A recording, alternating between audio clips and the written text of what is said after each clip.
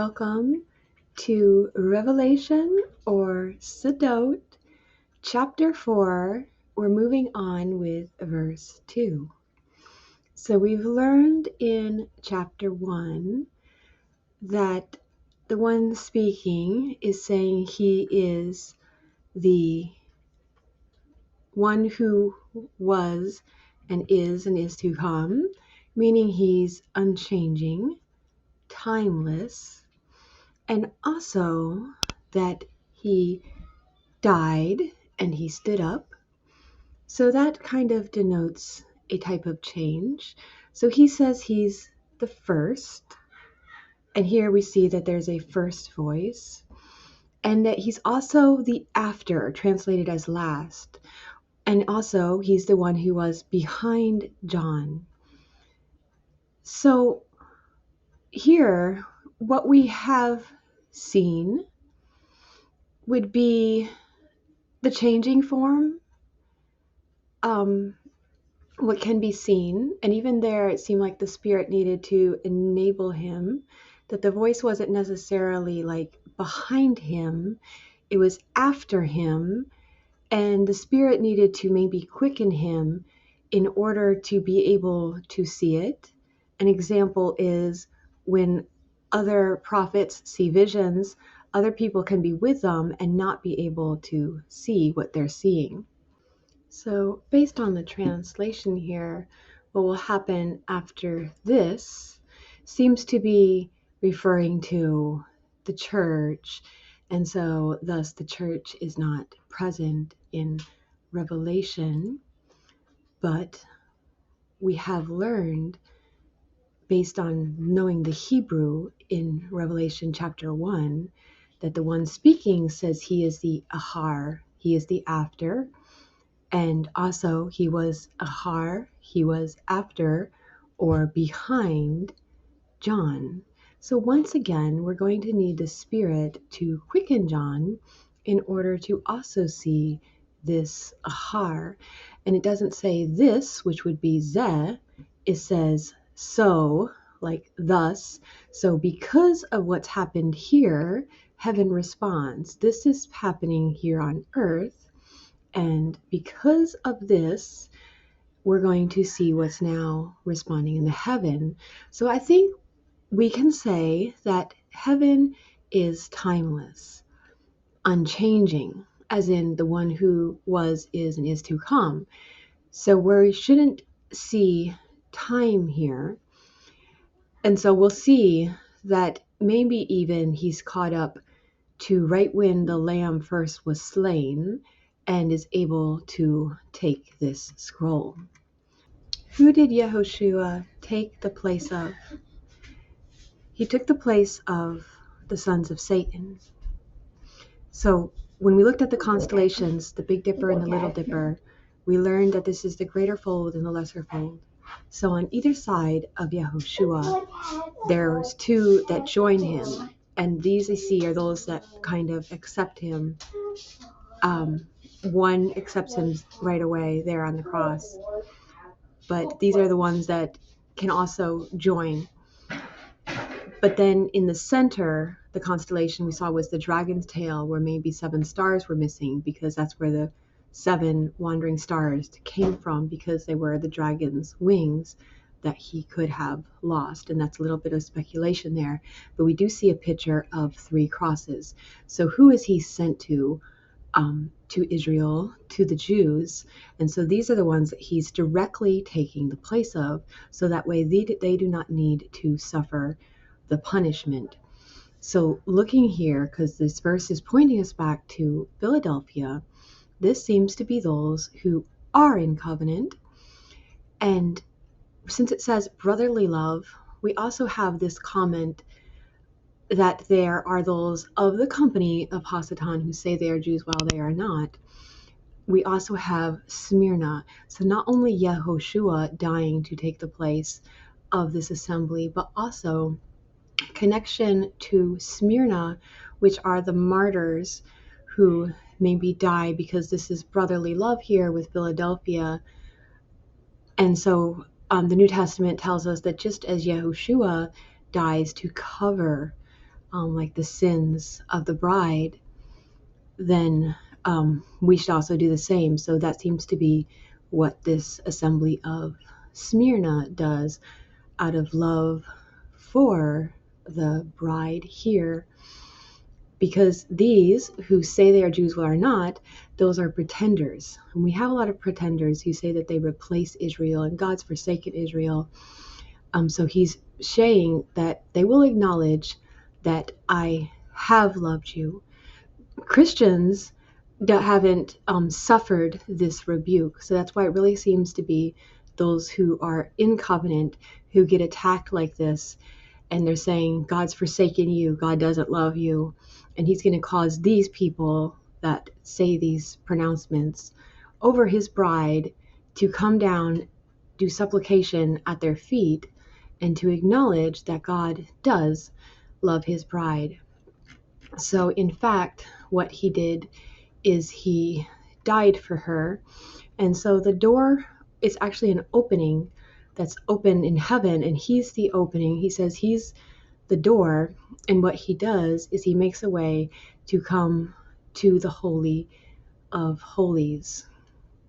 So let's take a look then at verse 2, and I tried to do my homework. So here is the word, the first word that we see, wa-ti-huf, and it seems to be in the hiphil form. You can see that yod there, and so then the H could have joined with the tav. So the Spirit is causing to join, making more frequent, becoming more frequent, sewing together, to join together, to succeed. So this is the first thing that's happening here. We have this action of causing to join together, and imminently, so it's from the hand, is kind of what this word comes from. And here is the word for it. Forehand, and it has the meaning of promptly at once, because if it's at hand, then it's right away. So immediately, promptly. So we have sewing together and promptly. Sure, which we kind of hinted at last time. It can go with went. So the Spirit could be causing him to travel here to the heavens, not coming to rest on him. That would be a different word. So it could be causing him to travel. And it could also be this, because we don't have the pointings here in our manuscript, but something along this line of like going around to inspection, beholding, observing, perceiving. So here is our first words. Wa-ti-huf, umiyad, shura. So, and causing to join, and immediately she traveled upon me. Spirit, but it's going to be the, because it's in construct, the Spirit of holiness, hakadosh, ruach hakadosh, ra'ithi, and I saw, kisa, throne. Now we wonder if this ends here, because then it would say ahad yeshav, one sat. And if that is the pattern, then up here we would read this as was open, opening, and then we would say one in the heavens, and behind or after thus I saw, which was open, opening, and then one in the heavens, and the voice, the first, so the first voice, which I hearing the wording, the matter, it's in the participle form, with me, like voice of shofar, said to me, come to now, to this instance, and I desire to reveal, to show, same word ra'ah, to you which exists behind or after thus. Okay, so I saw throne. It could be one throne, or he saw throne, one sat in the heavens. So it's a similar pattern is what I'm pointing out to here, whichever it is. We have this was opening, and then one in the heavens, and then he saw a throne.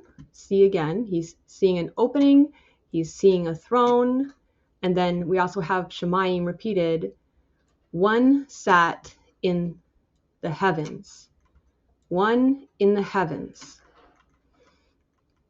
And upon the throne sat one. So here it is swapped in the order. It would be like, for if it's an adjective, if one is being used as an adjective, then the adjective usually comes last. So it would be one sat.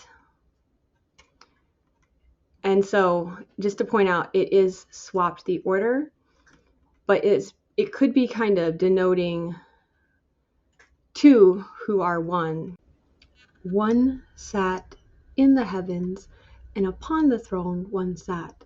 Now that could just be like a sewed thing where it's not the plain basic meaning. So plain basic meaning is usually the noun comes first, and then if this is being used as an adjective, it will come before it. So it's one opening. He saw one throne sitting. This is the verb form. So the throne is sitting in the heavens, and upon the throne sat one. Verse 3, and the dwelling upon him existed appearance like appearance stone of sapphire, Vehayishav alau haya mere'ahu kemara aven safir, Vayishafa and jasper, Vesaviv and around, Lehakisa to the throne, Haya existed, Ehad one,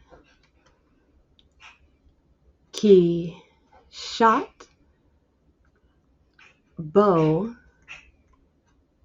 Kemo like, Nefach turquoise. So here's just to show how the one works in Hebrew. If it's one opening, this must be a masculine form because the numbers have a feminine and a masculine forms. So this would be to say one opening, and to say one bow, the one turns to its feminine form. So that would be bow.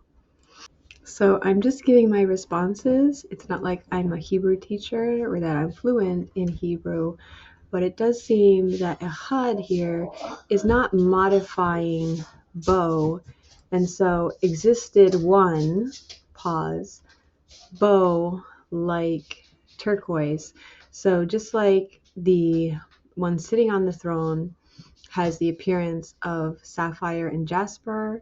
There's also one around the throne who is appearance, like maybe you could put that in there. I don't know if that would be gapping, if that would work or not.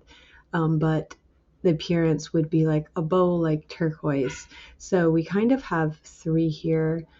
We have, because notice that the spirit, the sevenfold spirit, is from his throne. And so it's like he rides the woman versus the woman rides the beast.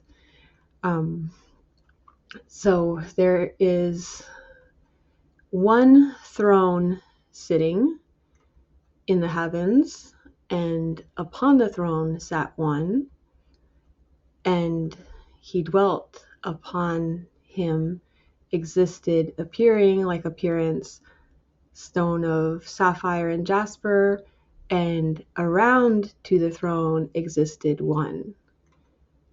And I might be able to do gapping, like appearance of bow, like turquoise. It's kind of like we're just one person, but we could have 5 souls. So the one that we're riding is our animal nature, and Elohim is kind of the one connected with nature, judge, creation. And so that's kind of like the one that we're riding, like we're in charge of. It's our vehicle, it's our body. So that's like our throne, maybe. But we also have High and Akeda, which are outside souls. So if we could see spiritually, we would have like an aura around us. You could see the saints, they got this like rainbow around them. So it might be something like that, where it's kind of depicting, at least alluding to, like I'm not like a Hebrew teacher, right? But it's like maybe alluding to our outward soul as well.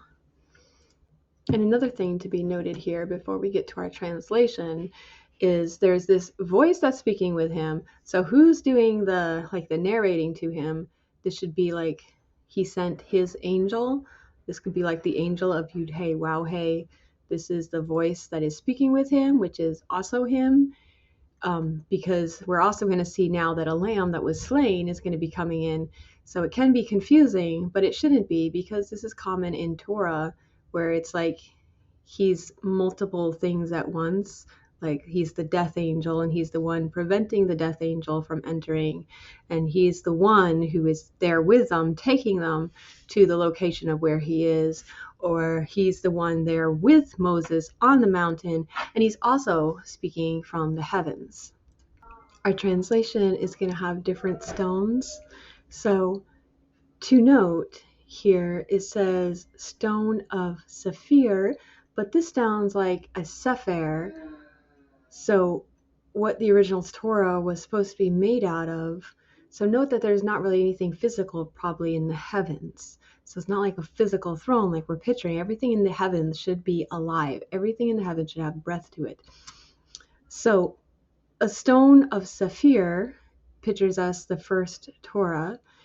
And I couldn't find a similar word for this, but to me it's kind of like Yafa, which is beautiful. When you try to look it up, it doesn't say what word it comes from. So here is jasper. So a stone of book and beautiful, and nafach here didn't really have related words, but it means from a root that's not used in Torah, which means to glisten. So it's glistening. So then we can take a look here. A stone like jasper, stone, avan is stone, and yeshafeh, it did have this word, which was second, and then this one sounds like Adam, which is translated as a sardis. And then we have the one for the bow, and bow around to the throne, like appearance to the eye, berakas. So that's just a totally different one. But then it's like his appearance is like Adam in this one. Anyway, here is verse base. Uchrewa. Different word for straightway. I'm not as worried about finding the translations for these. Hayisi, existed. Sham, there. Beruach, in the spirit. We at least learn what maybe the translator felt the meaning was in that day, whenever. Wehine, and behold, Kisei, throne, Nir'ah, appearing. It's like the passive of a see, was seen. Bashamayim, in the heavens. Wengal, and upon. Ha Kisei, the throne. Yoshev, sat. Verse Chimel. We Hayoshev, and the sit. Mer'ehu, appearance. Kemar'e, like appearance. Aven, stone. Of Yashfa, translated as jasper. Wa ol them, and sardis, and the sardis. We gashas, and bow. Saviv, around. La kisei, to the throne. Umar'aha, and appearance. Ke'ain, like eye. Barakath, and that would be emerald. Since we know that throughout, the one speaking to him should be this angel of Yud-He-Waw-He, then isn't his voice always sounding either great or like a trumpet? So maybe John didn't hear him like a trumpet until chapter 4, when the Spirit is taking him to like another place, the spiritual that is behind the physical. So here you can see an example where there is one voice and people are hearing it different ways. The crowd standing there heard it and said that it had thundered. So a great voice. That's what he heard in chapter 1. Others said that an angel had spoken to him. In response, Yahushua said, "This voice was not for my benefit, but yours." So, are you going to be in a place which can only be by the Spirit quickening you? No one can know the Father except the one to whom the Son wills to reveal him. So that means he willed to reveal this to John. And are you going to be in a place where you're ready and you're able to hear this voice like a trumpet? Because only those who hear it will live. So when you hear the words of this prophecy, in order for you to be sanctified, set apart, for these words to have an effect on you, can you go beyond the physical, the earthly, the description? Like, are you picturing a solid stone of sardis, jasper, or can you kind of see more of like the spiritual behind it? Here is what I was alluding to. Truly, truly, I tell you, the hour is coming and has now come. So anytime now, you don't have to wait for a rapture. Now is the day when the dead will hear the voice of the Son of God, and those who hear will live. So he's speaking right now. And when you're reading these words, don't get tripped up over the symbols. What are you hearing? What is very near you? The word of Yud-He-Waw-He. Do you hear his voice? We know heaven and earth mirror each other. So what is behind the scenes of Philadelphia having an open door that nobody can shut? that they might not have done anything other than to hold fast. And here we are being brought into this imagery. I've heard that when a soul dies, an angel needs to beat the soul, kind of like a rug maybe, because it's so attached to the body, it doesn't want to leave the body. But that's, I think, what our affliction here on earth does. If we can go through enough affliction here, then we're not going to need to go through that affliction in Sheol, which the Jewish perspective is Sheol is more like purgatory, a temporary place for our cleansing. So if we can go through this here on earth to kind of release our grasp on our body, that this is just a vehicle for us and not who we really are. We fix our eyes not on what is seen, but on what is unseen. For what is seen is temporary, but what is unseen is eternal. So don't think you've seen the eternal God if you see this form. You haven't seen him, because that's the changing form. God, nobody has ever seen God. Though you have not seen him, you love him. So we believe as if it is right there in front of us. And though you do not see him now, you believe in him and rejoice with an inexpressible, and glorious joy. So the people in the wilderness, they saw the physical, but he's talking about his glory. Did they see like that glory that comes down? They saw the physical glory. They could see like this things that were happening. Maybe there was light, a cloud. But it says, not one of the men who have seen my glory and the signs I performed in Egypt and in the wilderness, have tested me and disobeyed me these 10 times. So the encouragement here is to go beyond what you physically see. If you can see the Father, then you will be completely dead to the flesh, that you will have gone beyond the physical. So that is our goal. Can you hear his voice? Because those who hear it will live. So here you see the one who is the first, and he is the one that is after or behind.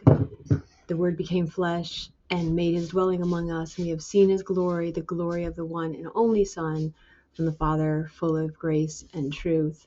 So here we're getting this picture of a throne that is sitting, one who is sitting on it, and there's also one, and then the appearance could be of a bow like turquoise. So this would seem like the glory of the Father that we have seen, and it's to kind of point us to the Father. But anyway, that's it for now. Thanks so much for joining, and Hashem bless you.